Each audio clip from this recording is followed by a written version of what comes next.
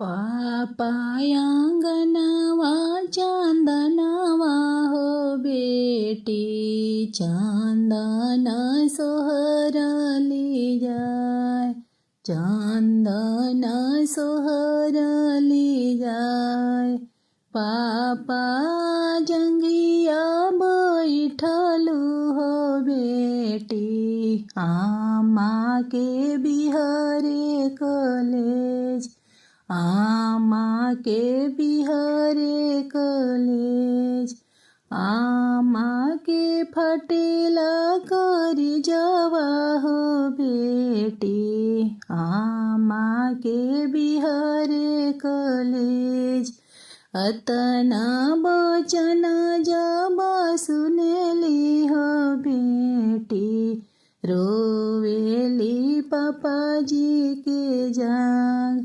रोई रोई पूछेली आमा से बेटी, कहे आमा बिहरे कलेज, कहे आमा फटेला कलेज।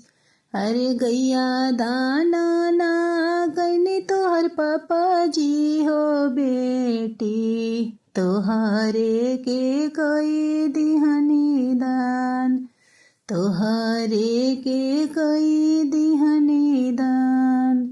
अरे गैया भैंसिया दाना कैले रहतिए पापाजी, काहे हमके कोई दिहनी दान, काहे हमके कोई दिहनी दान।